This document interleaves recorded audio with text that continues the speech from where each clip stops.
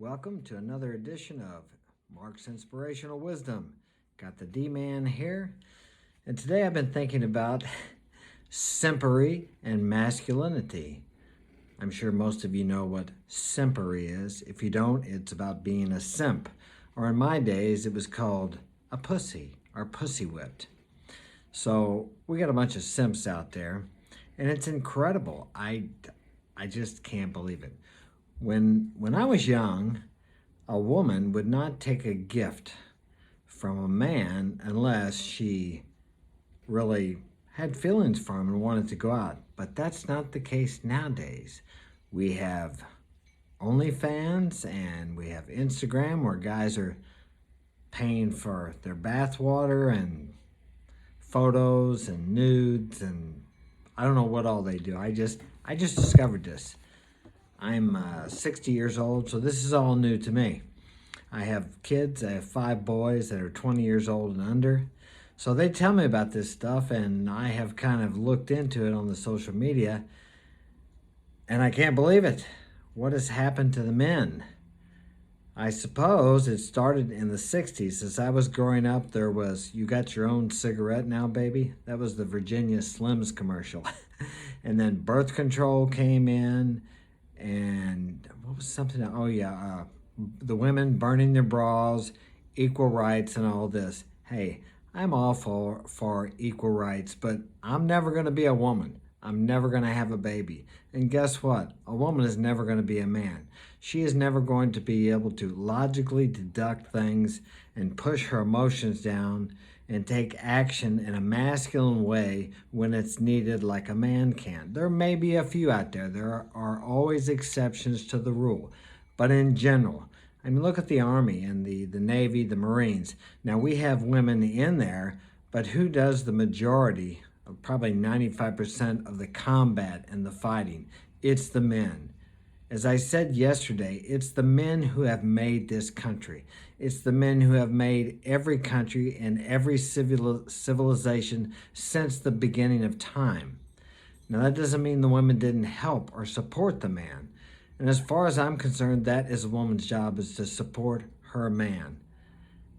I mean, and what is wrong with that? Is there something wrong with that? Well, apparently today the feminists are acting like that masculinity is toxic, and even to be masculine, it's like they want to shame you, that it's wrong to be that way.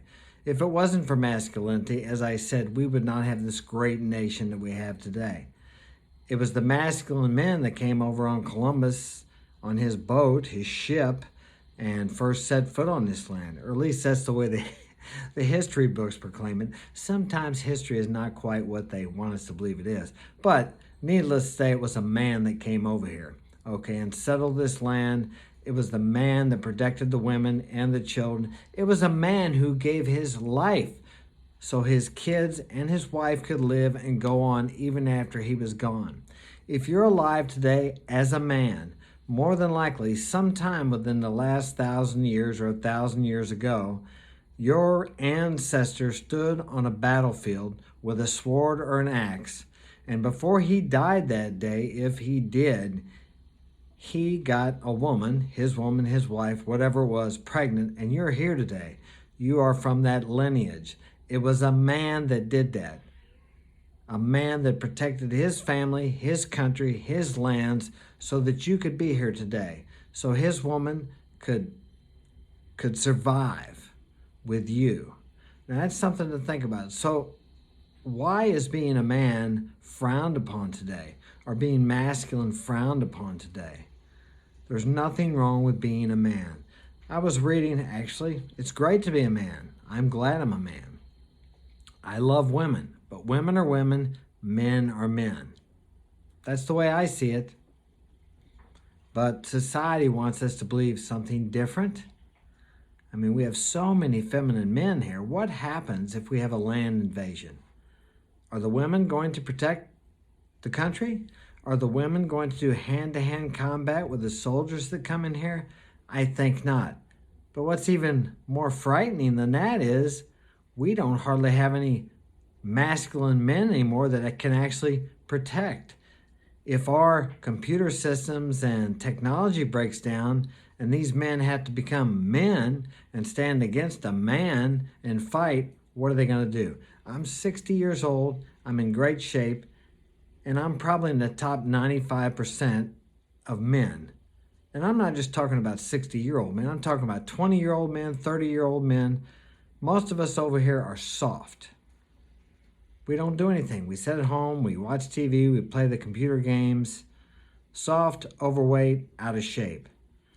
So, that's the problem. What is the solution? The solution is to get off your ass and get out there and do something. Join a gym, lift weights, get into a dojo or a boxing gym or MMA or UFC, get punched in the face. I mean, it's really not that bad. And you know what? You'll feel better about yourself when you walk out. Now, to women, they're going to think that sounds strange and odd. But they're not men, just like I'm not a woman. They don't think like I do. I don't think like they do. We are different. We are not the same. Equal rights is fine, but we're never going to be the same. We're not made the same. We weren't supposed to be the same. Men don't share their feelings like women do. I'm sure you've all had a woman say, "You need to share with me about how you feel." Have you tried that? What happens when you do that? That is the beginning of the end of your relationship between the two of you. I'll guarantee you, because she looks to you for strength. And if you're sharing how you feel, or that you're afraid, or you lost your job, or you lost this client, you don't know how you're going to make it, she is not going to trust you and have confidence in you to protect you from the saber-toothed tiger or the warring tribe that's going to come along and destroy you and your family and kill you and take her away and kill the kids. Now you think, that's not the way it is nowadays. No, it's not. But do you think that, let me see, this started in the 60s, 40, 50, 60 years. Do you think 60 years of women's liberation and the feminist movement is going to change what? Tens of thousands or 100,000s of years of evolution where women depended on men for their very survival, and their children depended on men for their very survival. It's not going to change in a few years. We are biologically programmed this way. Just like when a man sees a young, fertile woman, he's attracted to her. Yes, he can override that, okay? But women are hypergamous. They're looking for a strong protector, a suitor with the best seed. Now, they don't consciously think this, but this is what they're attracted to. I'm sure all of you have seen, or maybe you even, I have experienced this because I've been on the alpha side, the red pill as they call it, and I've tried to live the blue pill life, and it doesn't work. Many years of experience on both sides, I've come to see what works and what doesn't, and that's why I'm sharing this with you, is to pass this on to you so you can maybe avoid some of the pitfalls that I've fallen into. I lost my train of thought where I was going with that.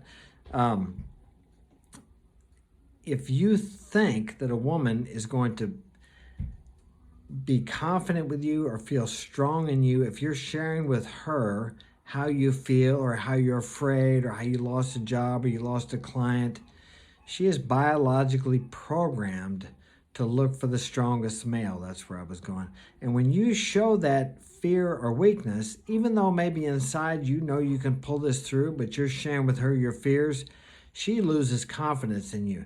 Now, she may not know this consciously, but on a subconscious level, her biological programming is already telling her she needs to start looking around for strength in a man, because you are not doing it. And her survival and the survival of her children depends on it. As I said, this is not done on a conscious level, but on a subconscious level. Now, she can override that if she is introspective enough to see it, but most women do not look within themselves.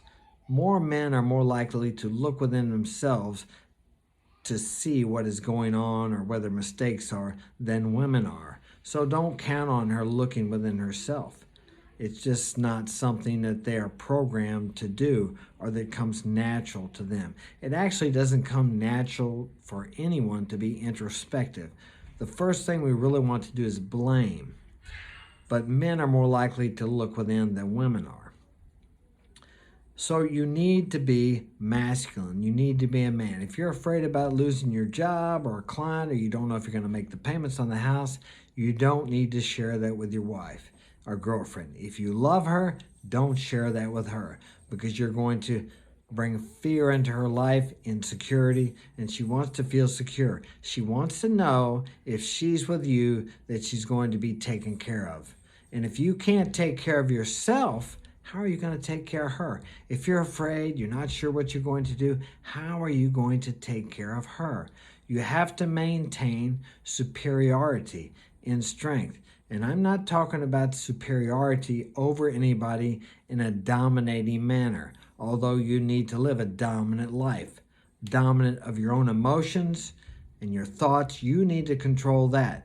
Because if you can't control yourself, how do you think you're going to control anything in your outer world? Your business, your finances, your relationships, any of those things start with controlling your inner self. And if she sees that strength in you, she's going to feel safe with you. If you trust yourself, you trust that you can make things work out okay, then she's going to trust you. You never want to tell her those things, but you show her. You show her your strength by being the man that you're supposed to be. Thanks for joining me. If you like this, hit the like and subscribe button. Share it with a friend if you think it could help them. And I will talk to you next time.